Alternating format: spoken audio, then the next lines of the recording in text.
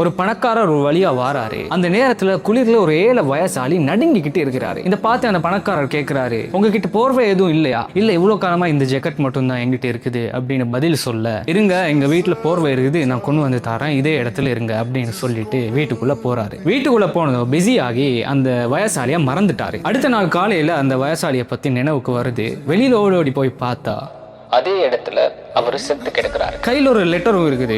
எடுத்து பிரிச்சு படிச்சு பார்த்தா, காலமும் இந்த ஜெக்கெட்டை வச்சுதான் இது எனக்கு போதும், குளிர தாங்க முடியும் அப்படின்னு மனசை வலிமைப்படுத்திக்கிட்டு இருந்தேன். குளிர தாங்குற சக்தியும் இருந்தது. நீங்க எப்போ இருங்க கொண்டு வந்து தாரேன் அப்படின்னு சொன்னீங்களோ அந்த நிமிஷத்திலிருந்து உங்க வார்த்தையை நம்பி உங்க போர்வையை எதிர்பார்த்துக்கிட்டு இருந்தேன். அதனால என்னோட மனசில் இருக்கிற வலிமையும் குறைஞ்சது, அந்த குளிர தாங்குற சக்தியையும் நான் இழந்துட்டேன் அப்படின்னு எழுதிருந்துச்சு. இந்த ஸ்டோரியோட மோரல் என்னன்னா, ஒருத்தருக்கு நீங்க கொடுக்குற வாக்குறுதி அது அவங்களுக்கு பெரிய நம்பிக்கையை கொடுக்கும். அந்த வாக்குறுதியை நீங்க சரியா நிறைவேற்றலைன்னா அவங்களோட மன உறுதியவே சீர்குலைச்சிடும். ப்ராமிஸை காப்பாற்ற முடியாட்டி ப்ராமிஸ் பண்ணாதீங்க.